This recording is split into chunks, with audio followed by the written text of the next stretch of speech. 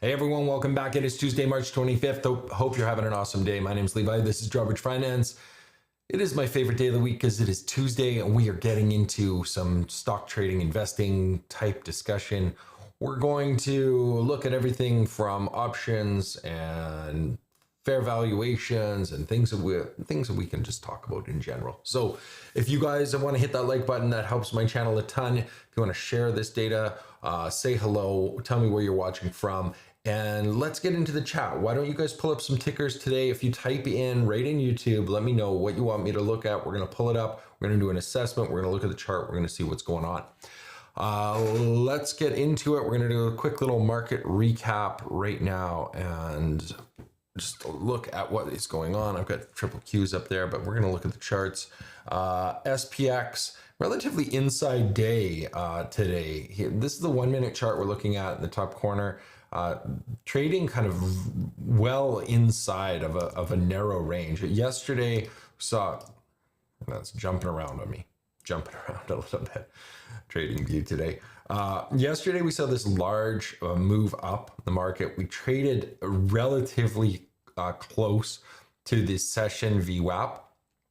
Today, even tighter range. So what could happen here? I mean, point of control over the last couple of days, down at 56.68. So lots of downside potential here. Lots of buying at this level. If we were to look at a slightly longer time frame, if we look at the 30-minute chart, we can see that I'm just going to scroll out here a couple days. We'll let this refresh.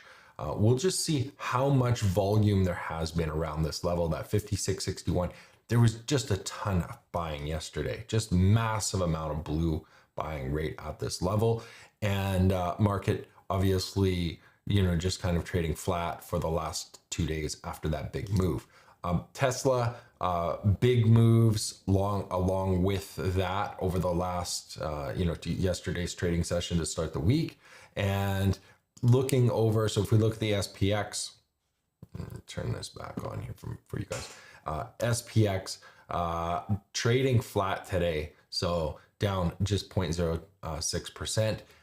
NQ trading at 20,416, up 0.2%. Again, similar type of movement in the NASDAQ. Now, we could easily see a move to the downside. I was pointing to the SPX here. NASDAQ over on this side. I like looking at the NASDAQ futures because they trade overnight. So we get to see the overnight activity. And then obviously there's a ton more movement when we get into the daytime. 6:30 is when market opens on this chart. So we can see that designated by this black change, and we're trading up in that area.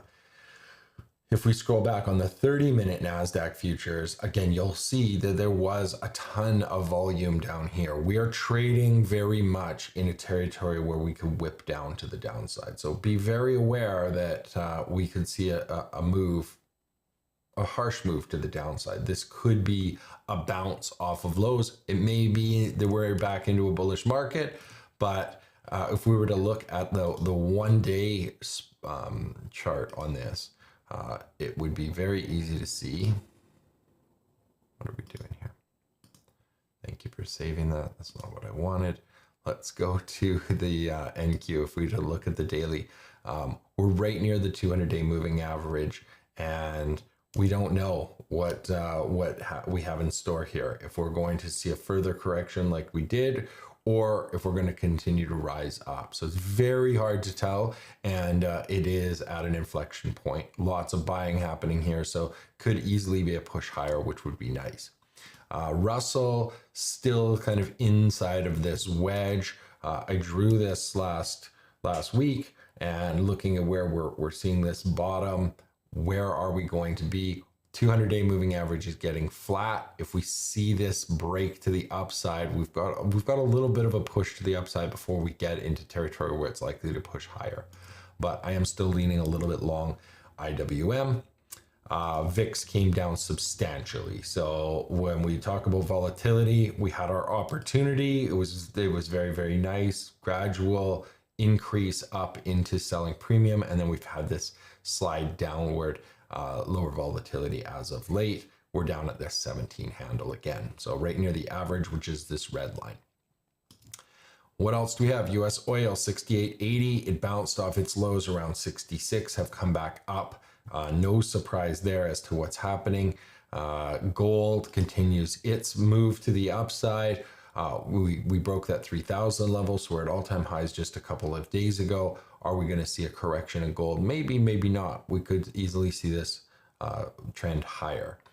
Silver is starting to catch up, but still lagging behind gold. So there's opportunity to the upside here. But again, we're playing these as range bound as possible. So I'm trading a lot of neutral strategies with these. Just going to see if there's any. Mike says, happy Tuesday. Happy Tuesday to you as well. Hope you guys are having a good time. Let me know who else is watching. I have 7 people online, which is fantastic. And what else? What else we look at? We looked at metals, natural gas. I haven't really talked about natural gas in a while. I've stopped trading it. It's the movements are too extreme when they do move. So lots of premium in natural gas. Not my favorite. It is called the Widowmaker for a reason. Apple trading at 223, so we're seeing a recovery in Apple stocks. Tesla, we already talked about, coming up, trading just under its 200-day moving average. You know, there's analysts talking about that 400 level again, so that's something to watch for. Are we going to be trading quite bullish from here? You know, this is really just the part of this decline is because Elon was ignoring his company. You know, he's doing a ton of stuff with other people. Netflix continues to rally, trading way above its 200-day moving average. I'm not looking for a long opportunity there. I would play these kind of neutral. Meta bounced off its 200-day and in an uptrend still. What else do we have? Microsoft. This is probably one of the ones that I would consider going long at this point. We're trading under its 200-day moving average. Cash flow machine. Lots and lots of products, point of control above this at 413. I'm going to take a look right now at just the fair market value on Microsoft and just to pull it up. I like using investingpro.com because this gives me this calculated fair value number. So stocks trading at 395, fair value calculated at 408. That gives us an upside of potentially 3.4% if the stock was to move up to the 408. That's what when we're looking at any stock, if we use these types of tools, we can get an idea of where it might trade. So, you know, 405 is still under the 200-day moving average. So while we might see some upside, we could see some downside, of course. But what it does is it helps me make an assumption, and I might target a range over the next little while, putting on trades about 30 days out. Getting a little bit longer duration when the VIX is low, like it is right now, or in the average range. What else has been coming up? ARK-K has had a nice little move as of late after that relatively large sell-off. We can see this channel I've got marked on here with these this blue channel that we've been trading in for a while. We bounced off the bottom of it. There was, you know, it's never like 100%, but you know, that's kind of the trading range, the trend range that it's been in since the latter part or the beginning of 2023. So for the last 2 years, kind of just in a slow uptrend. ARK-K, lots of premium in there if you're selling that on a regular. Let's take a look at Nvidia trading below its 200-day moving average. Oh, you got long on Nvidia and AMD Friday, Mike. Good on you. I was holding long deltas in AMD and then I was protecting a position. I've actually got a slightly short delta position. It's pretty flat, but slightly short delta position in AMD. This move was not as kind to me as I would have liked. I was, you know, you usually when a stock jumps from $100 to 113, I'm pretty happy because I tend to be long stocks that I like, and AMD is one of those. Fair value at 120, current price at 113. So unfortunately, you know, the stocks, I got into some positions when it was back at like 150, way too early on AMD. Do I have it on my list here? Let's just type it in. But let's take a look at AMD's chart. And that 120 value, I should start marking some of these fair value calculations on here. So let me put that right on the chart. So we'll label this up and say, I've got all sorts of lines on here, but that's that fair value. So we're trading not a huge amount under under fair value. That's one of the metrics that I'm looking at. But congrats, if you got in on Friday, went long, awesome little breakout. That is the way we want to do it. And then NVIDIA, we talked about that under the 200-day moving average. Let's look at NVIDIA's price right now. Fair value, that was incorrect. Fair value, right at fair value. Very interesting. So we're looking at current price of 120, fair value 120.70, like basically bang on 0.0. So those, I'm loving that kind of sentiment. What this does for me is it allows me to play a range. So for these calculations, I then go out in time and I say, okay, well, what if I play a range, you know, middle of May to beginning of June right now? What if I play the stock like this? I play neutral positions, thinking that the stock will stay around its fair value level. That means that 200-day moving average will start to come down, which is not such a bad thing. We'd have room to the upside, room to the downside, and I would be looking for that, 132 kind of level down to that what are we at? 105 if I could get it. Giving myself a little bit more downside protection right now in this market, but playing condors and things like that on these stocks and staying with limited loss. What else do we have? PayPal marking at 70.67. This one is down below its 200-day moving average. So this is like often an opportunity. People ask me about like trading in general, and I've made videos over the past couple of years. I mean, it's like 7 years ago, I was talking about how I look for opportunity when we have stocks trading under their moving averages. So I really like to just keep it simple. This is the 200-day moving average. When we're below that, that often is a time of potential upside. Now, if we can use other tools as well. So let's just pull up PayPal and take a look. We've got fair value of 98.87. So that's a 39% upside. When we're looking for opportunity, this might represent a really great opportunity. Now, $99 is way up here. Now, unless there's an earnings report, these stocks don't typically jump that high. You know, that fair value might take a little while to get there. Or it may not ever get there. You know, it may not. That fair value may change at some point, and the business may start making less money, and then there's less valuation. But when we're seeing stocks that are under their 200-day moving averages, I like to be leaning a little bit long, and I use that in conjunction with that fair value. So things like Microsoft, I might want to have long to neutral deltas, and I can change those at any time.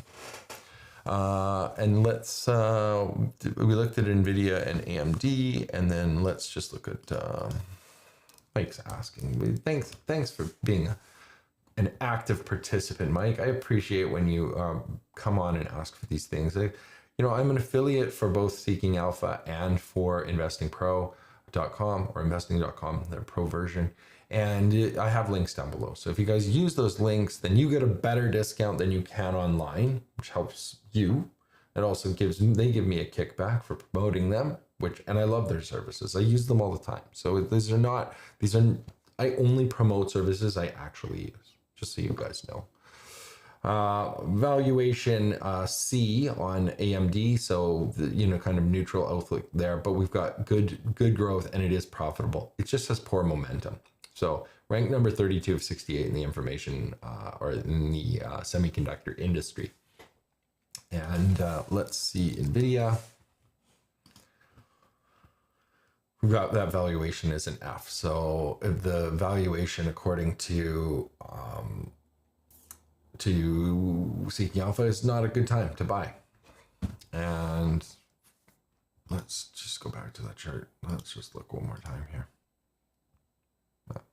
So we're below the moving average, but they're calculating out that it's not a great time.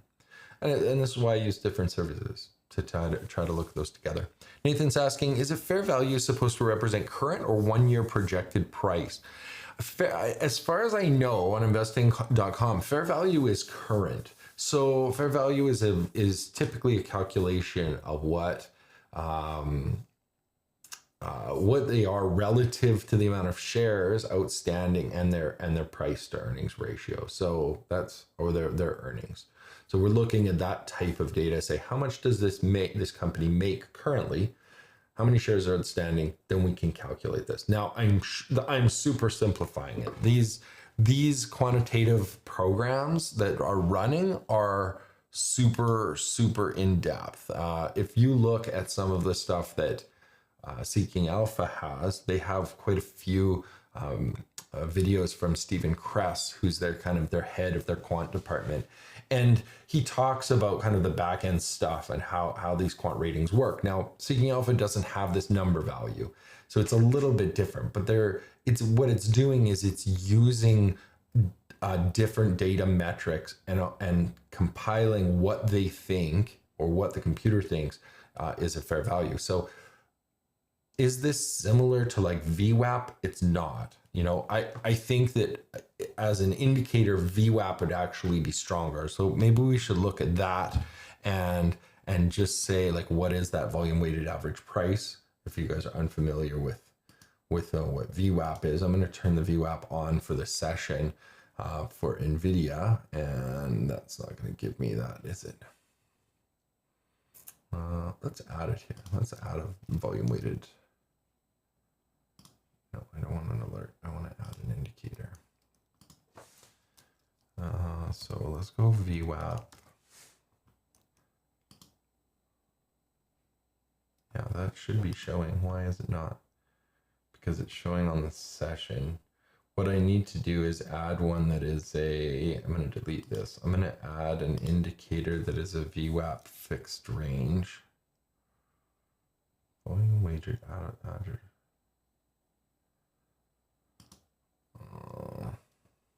I always do it off the session, but as you can see, those are my settings, and I don't think that we're going to see it on the session unless I zoom in.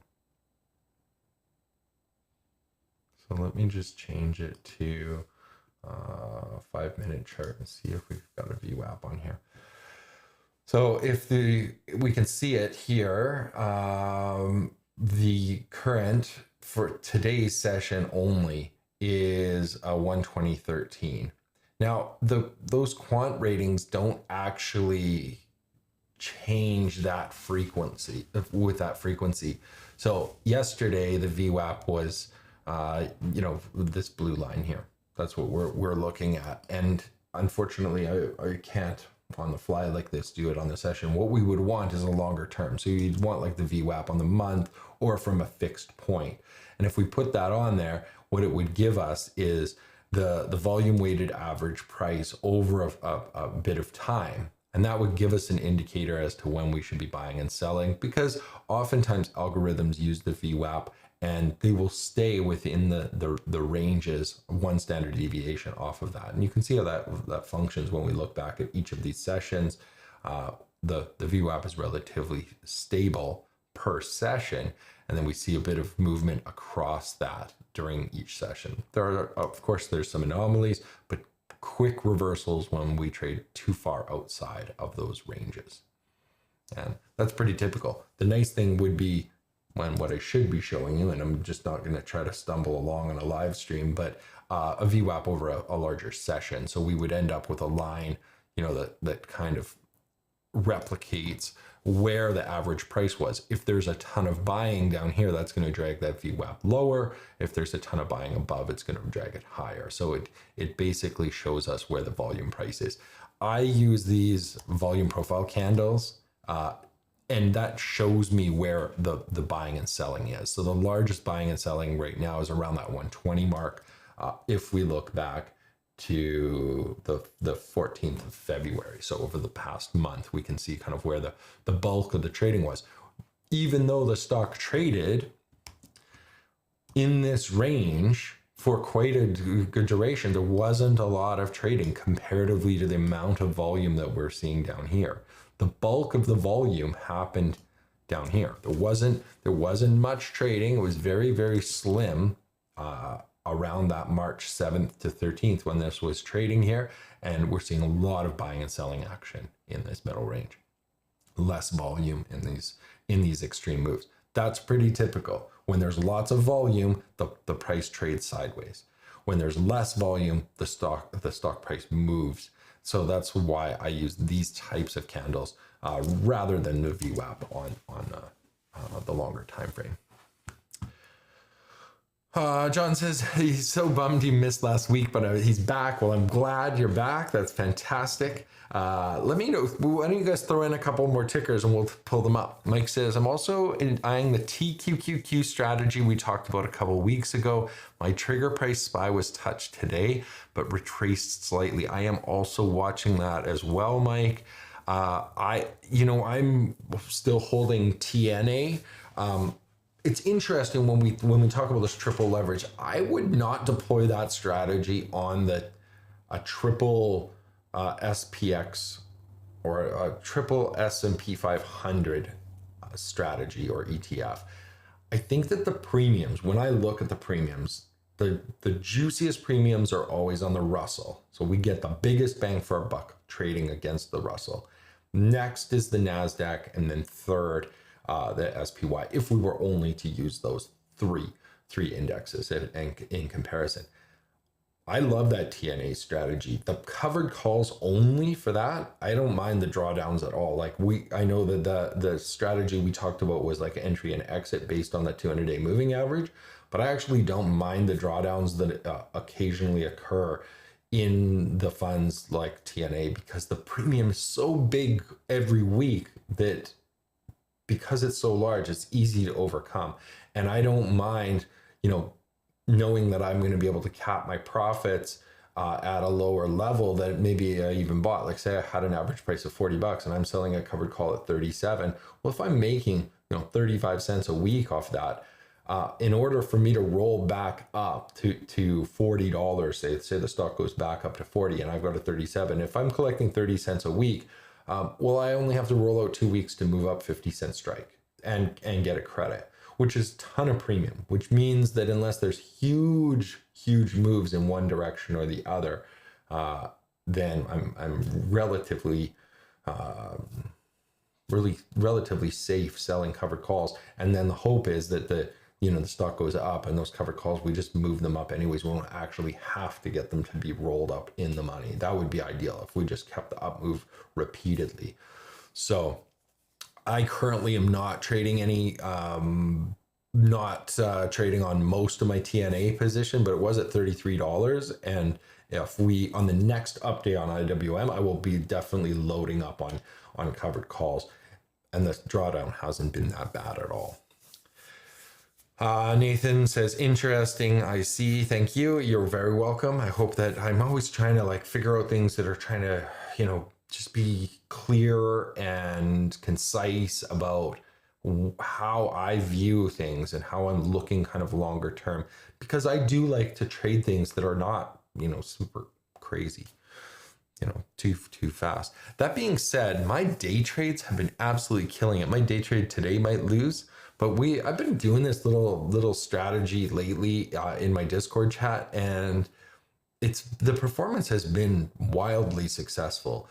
I'm going to be doing some more back testing stuff on it. I'm actually working on some automation with a friend as well. So there's a couple of trades that I've looked at different services for doing automated trading, and they don't quite do what I want them to do. And so then I started to reach out to some friends in my trading community and say, hey, is there anybody else doing this stuff? And can we actually develop a bot that is a little more flexible than the ones currently being offered? And for example, if you look at things like Trade Automation Toolbox, where you just have 4 or 5 underlyings that you can trade. Why are we limiting ourselves to that? Why can't we have an automation that works like a little app on our phone or on our desktop that says, connect to our brokerage and allow us remotely to put in these trades and pull whatever data we want? I think that there's a lot of people making some really cool products out there, but when I look at the specifics of them, they're not quite there. And as a person that is super involved with just in general, with talking to people and seeing what people want to do, I would love to know, can we automate this triple Q strategy, for example? Why are we waiting for an entry point when we know that there's going to be an entry point that triggers based on a specific input that happens at some point in time, why don't we just jump into that trade and let the automation trade for us? So far, and I would love it if you guys have some automated systems that you use that are trade specific. You know, I don't want like a bot that trades for me. What I want is a bot where I tell it I want to enter this strategy. Like I want to enter a long strategy in triple Qs when the SPX is trading at or above the 200-day moving average for at least 2 days. I want to exit those strategies and go short if the reverse occurs. Is there automation out there? If you guys are using something, or if you're developing something, or you know somebody that's working on that, then I would love to sit down and chat with you about that, because I think that there's opportunity here for traders. We have a ton of backtesting available to us and not as much implementation as I would like anyways. So I would love to, you guys can let me know and then I can share that.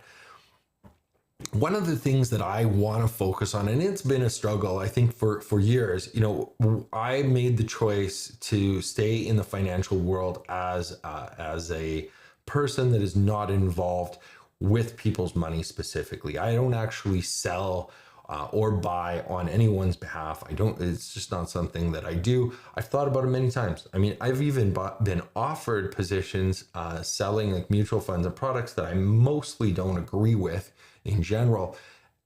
And the reason they want me to do that is because they see that I have the ability to engage with people. And what I try to do is elevate people so that we are increasing the knowledge and increasing our interest in doing something. And we're really analyzing what works and what doesn't work and trying to figure out ways to give ourselves a competitive edge. And I feel like a lot of the banks and sales in general, what they're trying to do is they're trying to focus on making money for the companies they work for, which is great.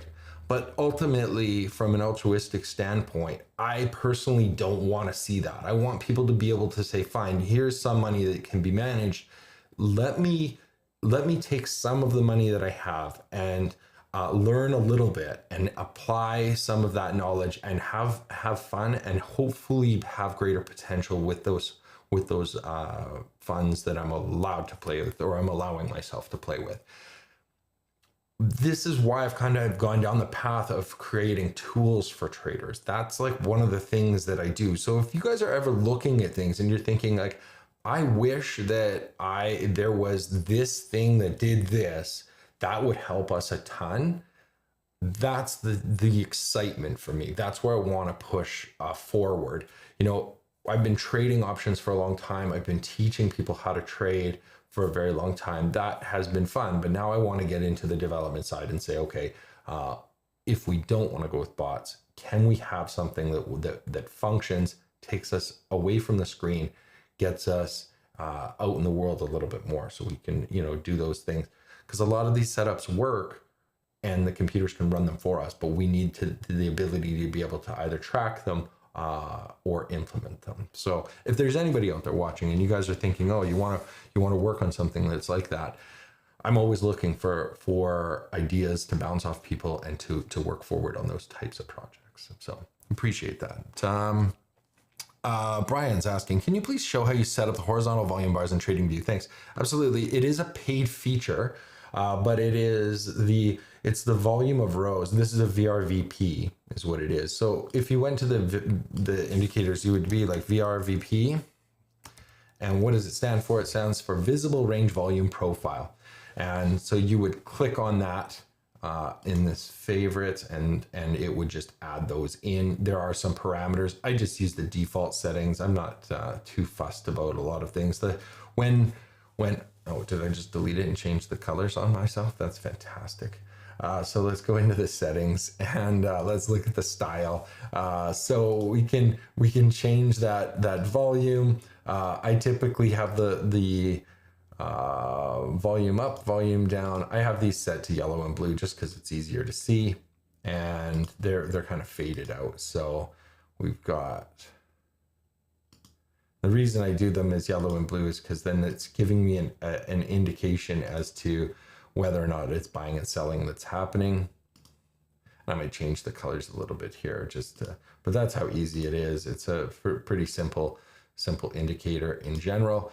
And what it does is this one that I have, this is the visual range. And I like that because I can just scroll in and out. So if I said, I want to look only from, St. Patty's Day, so from March 17th over this past week, where was the trading volume on NVIDIA? Well, I can see it was very even across this. There's what I'm doing is I'm looking for peaks and valleys. So when I see this, I see that there's buying at all of these different levels. They're selling at all of these levels. When we got down here, there's actually very little buying when we got down to the bottom. When we look at this chart, how do we use it? Well, when we're trading in the outside of these typical nodes, what it might indicate is that there's more volume. Like there was more volume at this level around that 115. So when we're trading on the high side, then if we do start a move, we typically move past these valleys rather quickly. For example, if we moved past this large node here at 115 and we were trading at 114, I would expect the move from 115 down to that 112 level or even to this 111 level could be relatively quick, and that's based on the fact that there wasn't a lot of previous buying and selling in that range anyways. Part of this was because there was a gap. So if we get pressure to the downside, it just shows that there may be potential velocity. And we can easily look at where the previous volume is by just zooming out. So in this case, if we're looking at where the stock is trading right now at the 120, if there is a push to the upside, there was relatively no volume at the 122, 125, but there was some around that 126 level. So this could be an indication that we could see a relatively quick move to this next node. It doesn't necessarily mean that. In fact, the point of control, which is this white line that kind of moves around, is actually lower than. So it's more likely to move back and kind of magnet towards that line. But if we were to move up, it's relatively quick move through these low volume areas. And that's as simple as it is. I don't fuss with this too much. It's 24 rows up and down. You can see it's slightly faded out. It's got some colors on there, but that's the setting that I use. Mike says, I won't trade a triple S&P. The TQQQ strat said to use the S&P as the entry and exit triggers. Yeah, and I would agree. And I think that the problem with it is that when we think about those triple Qs in general, the S&P 500 typically doesn't move all that much. So we've got we kind of will just juggle back and forth more often. What we're looking with those particular investments, triple Q and triple Russell, we want those moves that actually move to one side or the other. Jimmy Traders, do you ever sell in the money puts, and is this a feasible strategy? Yes, it's one of my favorite things to do. In the money put, so when we talk about an in the money put, it is the same as selling a covered call. So when we look at the profit profile, they're identical. People confuse this all the time, but when you buy stock, you have risk to the downside. If whatever stock you buy, it could go to zero. And that is the risk. So the risk profile when you buy stock is a 45-degree line, so to speak. If the stock goes up $1, you make $1. If it goes down $1, you lose $1. That's how that functions. When we sell a put, typically we sell puts that are out of the money. When we do that, we are agreeing to buy the shares at a lower price. This gives us a maximum amount of money that we make. Selling a covered call does the same thing. When we buy those stocks and we sell a call against it, it also gives us a maximum. It says we cannot make money if the stock goes up to X, whatever it is, whatever our strike is. Now, when we look at those profit profiles, now that we know that a short put and a covered call are identical, why are they not interchangeable? So say you were to compare an out of the money short put to an in the money covered call, their profit profile would be identical if the strike was the same. Likewise, on the other side, if we wanted to buy stock and sell a covered call out of the money, if we were to instead sell a short put at that higher strike, we would be giving ourselves that same profile. For a trader like myself, where I actually don't want to own stock in my long-term margin account, which is my primary option trading account, I want to have synthetic positions. So A synthetic position of a covered call is an in the money short put, and that's it. So we can use those interchangeably. It's the same as butterflies. Like, people often show butterflies as like a put spread and a call spread. I always am trading on one side or the other. So I'll just do like a credit, a put butterfly, where I'll have 2 strikes out of the money, or of like 1 out, 1 in, and then 2 at the money, whether I'm going long or short with that butterfly. So because the strikes are identical, the extrinsic value is identical on either side. So it's good to know. If you have a copy of my Rourke, go to the tab in the rolling options record keeper and look at the comparison tab. And it's like the dot zero comparison, and then just plug in a bunch of different numbers. Put in, like, if I was to buy 100 shares, if I was to sell a covered call out of the money, or if I was to sell a put in the money, you'd see the profit profiles. I offer one of the few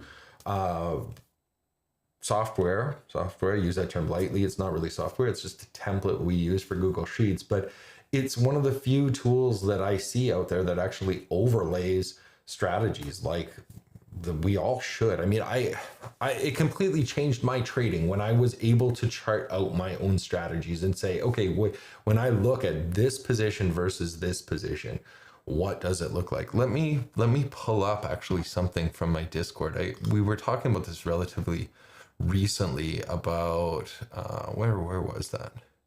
It was, I'm just going to scroll back here. It was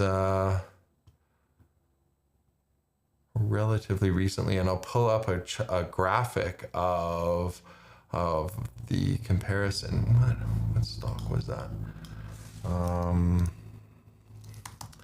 It was on Path.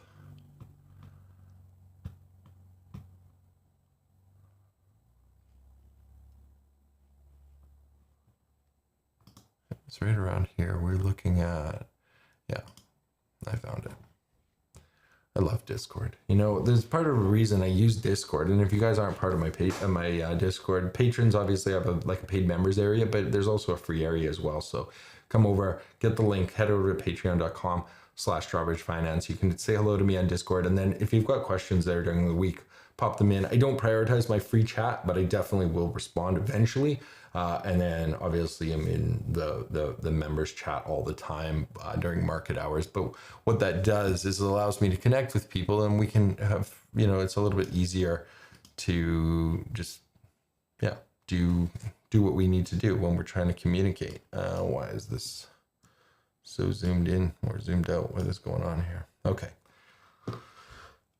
This is my option comparison calculator. And in this particular situation, I was just comparing a buy right scenario. So I was doing 4 different comparisons of buy right. What does this mean? That on March 19th, what if we bought 100 shares of stock in each of these scenarios? So the shares purchased as part of the strategy, 100, 100, 100, 100, and then a short call strike. And the short call strike in this case was different. So if I sold the short call at 9 strike, or 10 or 11 or 12, what does it look like visually? What do we end up with?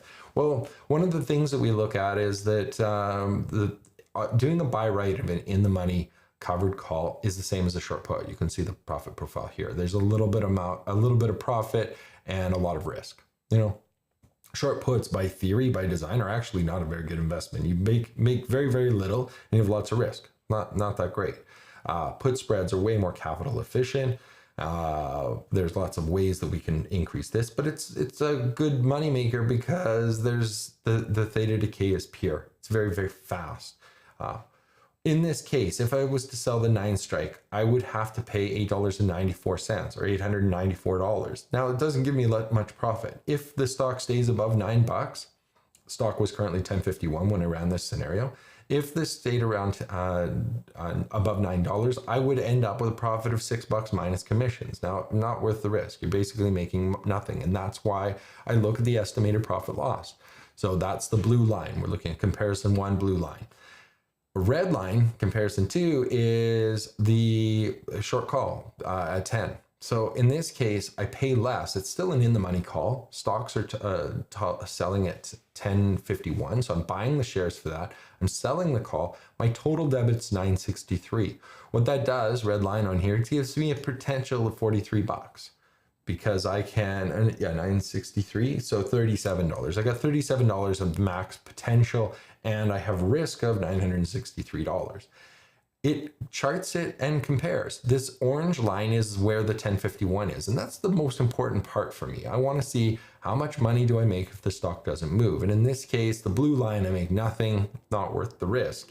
Red line, I make some, potentially worth the risk. We can see percentage-wise, in 29 days, I would make 3.8%, or compounding annual return is 60.72%. 60% return is a lot of potential, and it's why short puts make money. Now, if I was bullish on this and I thought that the stock was going to go up, what could I do? I could look at a higher strike. I could sell the put in the money, or I could sell the covered call out of the money. Again, the same position. This would be the April 17th, 11th strike.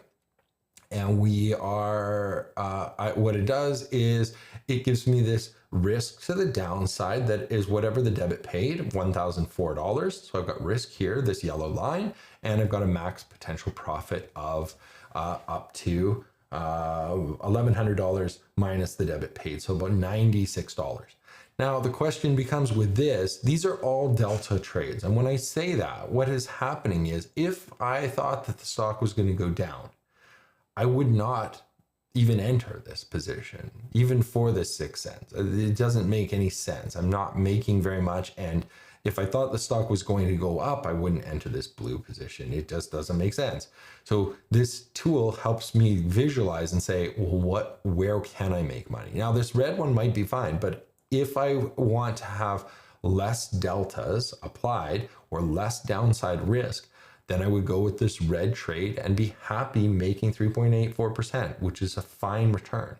Now, the potential of making, this calculator shows based on if the stock doesn't move. So if the stock doesn't move over the course of the 29 days, I would have made 3.84% selling the 10. Selling the 11, I would make 4.68%. It's actually better. And we can see that visually, that yellow is slightly above the red here.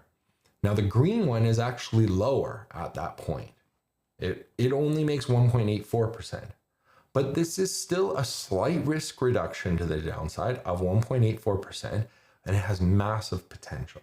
This trade cost me $10.32 to enter and could be sold for $1,200. The potential of making $170 on a $1,000 trade. This is like a 15% return on capital if I'm right. So when I look at these positions, I'm using the visual of it, but I'm also using those other tools like investing.com and Seeking Alpha and saying, where do I think the stock is going to go? Now, the fair market value on the stock when I entered this trade was $13.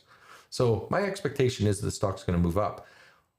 I don't even know what it is today, but it's trading at like 11.75. So I did this I ran this comparison. We talked about it in the chat room. I ended up doing the 12 strike. And I'm feeling quite good about that. I reduced my downside risk by 1.84%, and I allowed myself a huge amount of potential on the trade. So hopefully path continues its way up to that 13 level, and hopefully we're in a position where I can take full profit, because that would be very, very nice. That's the way I use my comparison calculator. It's very simple to put in, and visually it just does that comparison. So I hope you guys like that. And that is a tab on my rolling options record keeper. You can get that in two ways. You can head over to my website, you can purchase it, or if you're an options tier patron, then you get a copy of that for free, and you get access, for as long as you're a patron, you get access to my live version as well, which I update real time, and everybody can see kind of what I'm doing with my trades. And on Thursday, I go through all of my trades that are expiring on the Friday, and I go do like a deep dive into each of the positions. We do the same thing on Thursday, but the members only. So Option Alpha, and John, are you using it? Have you used Option Alpha? Has it been good? Using a pretty good bot system. I will check it out. I mean, Option Alpha is on my list, and then Option Omega as well. I want to reach out to those guys because they're an interesting small company. Do you see any value in the bar chart opinion technical analysis summary on their webpage? Bar chart opinion. Brian, let me look. I don't know. Let me just pull up a new browser window here and then I'll pull it up. Just give me 1 second. Bar chart opinion.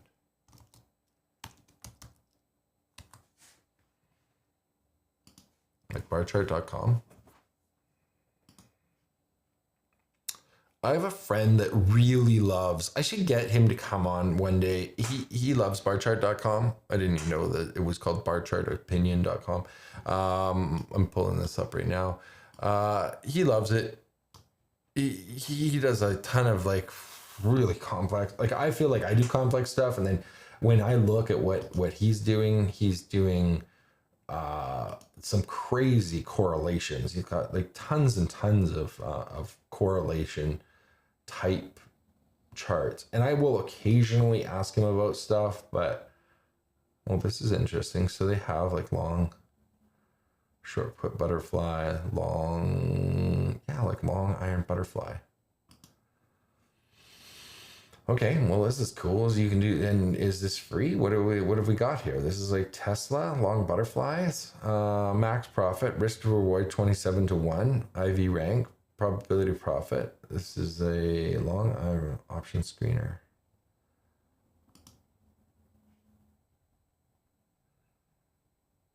Okay, I've never used this before.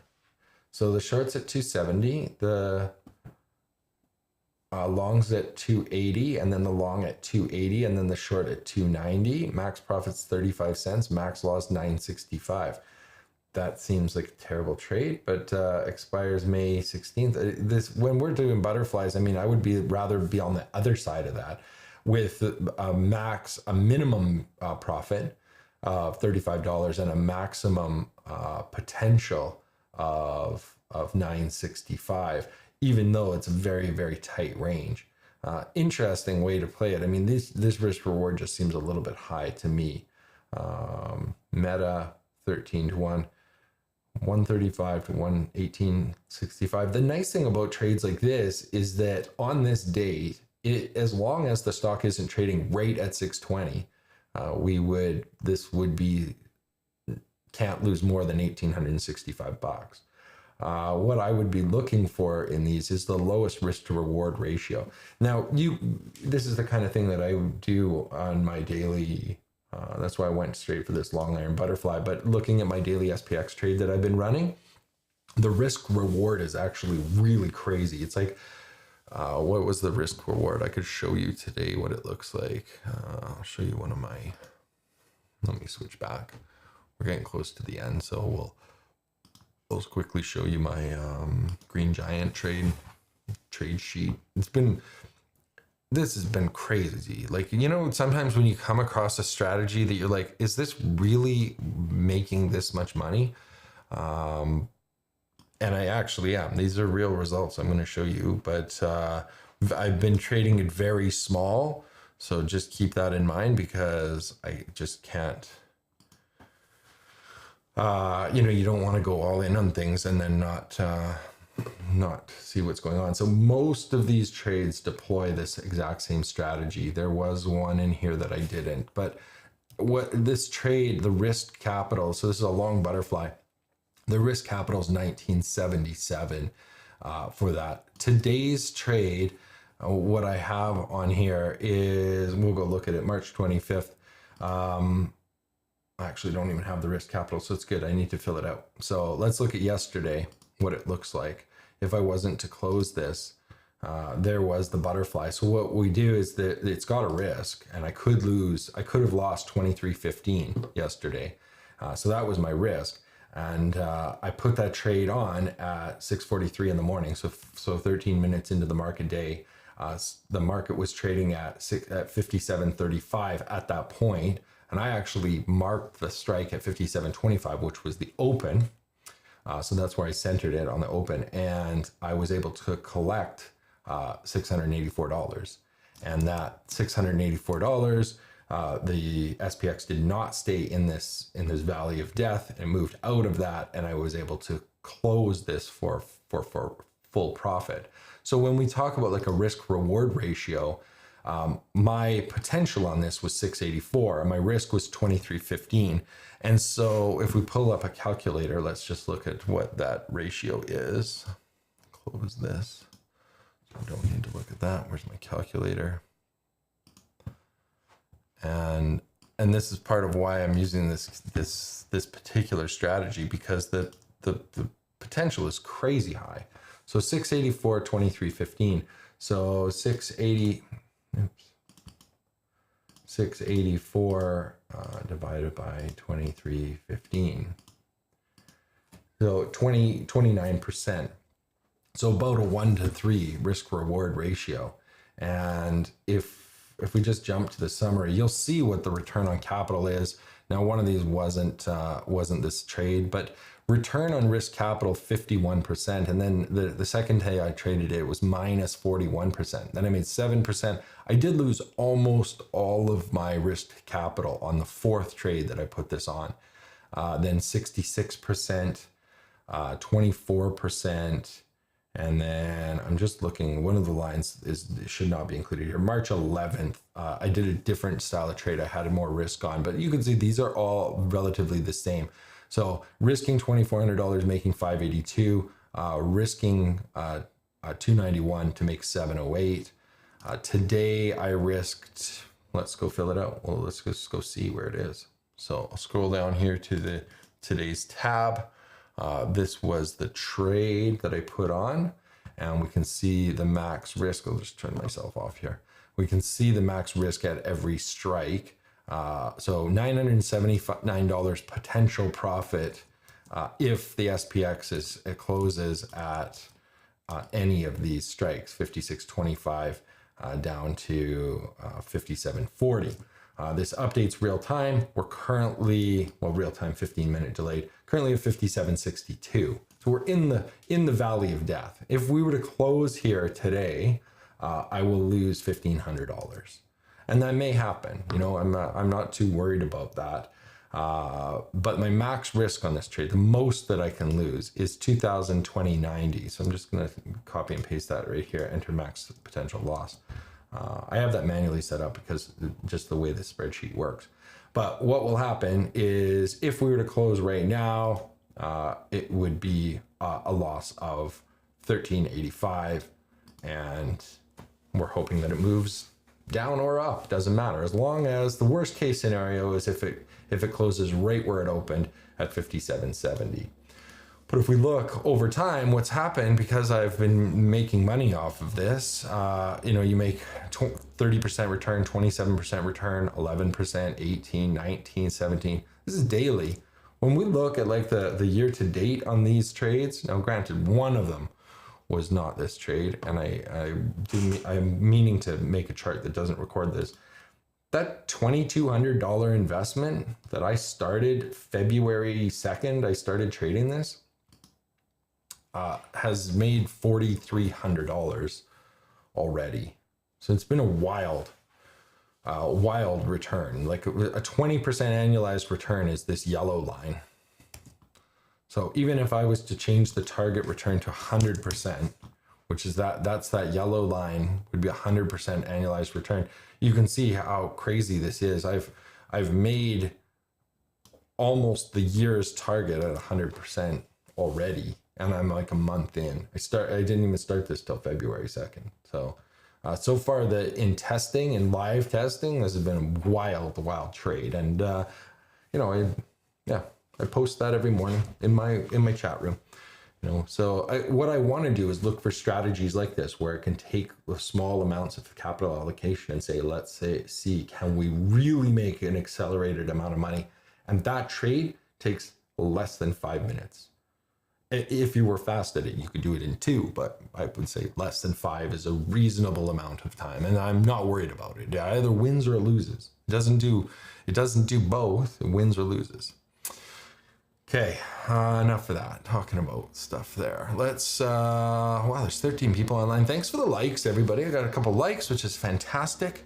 So Brian, in answer to your question, the bar chart opinion, technical analysis summary on their webpage, I'm going to take a closer look at that when we're offline. But I like the fact that they had some strategies, and it didn't seem like I was paying for anything. So what's is it? Yeah, I'll look at it. It looks pretty good. Thanks for bringing it up. Appreciate it. That's kind of sharing we want to do here. Mike says, "Are we done talking about Roaring Kitty? Is the game done?" Well, what is Roaring Kitty right now is doing Chewy, right? And he's been pretty successful. The market's been down. Chewy is his entry was around $26 and it's trading at 33.81 right now. Don't bet, down 0.65%. Yeah, we'll see how he does. Could easily go down. Who knows? I don't mind talking about him. I don't mind talking about much. It's like you guys are like my family that I get to talk to about this stuff. The fact that you bring it up is like, yeah, let's talk about it. I think he's an interesting guy. He did well. John says there are videos of it on YouTube and you can run back test on it for free on Option Alpha. Okay. Sorry, Brian. I don't know why your messages were retracted.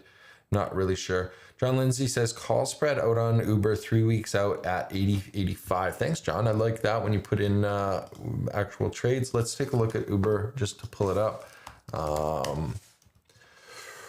75, 80, 85. So we were trading at 81. The quant rating is a strong buy. Interesting. Valuation is a CE, which is not that great, but that is a very strong bullish rating for Seeking Alpha on Uber. Down just 5% on the 1 year. Year to date, we're looking up 24%.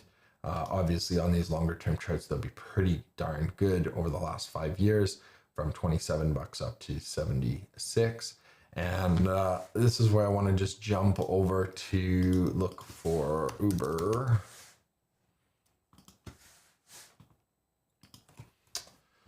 Fair value at $77. So, those are nice 2% upside. I like that kind of trade just based on the fact that there could be some potential. Now, 3 weeks out puts us at middle of April, and it looks like they've got earnings April 30th.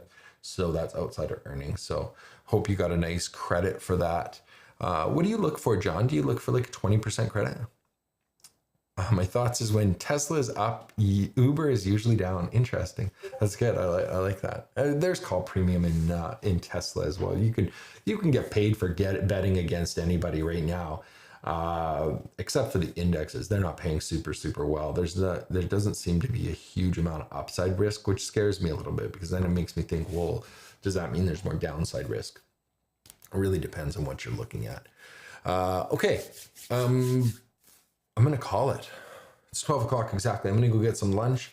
You guys are amazing. Thanks so much. And, I'm pushing the wrong button. I will see my patrons on Thursday. If you're not on the mailing list, hit me up, drawbridgefinance.ca. And thank you so much for joining me. Appreciate it. Let's get rich together. Take care. Bye.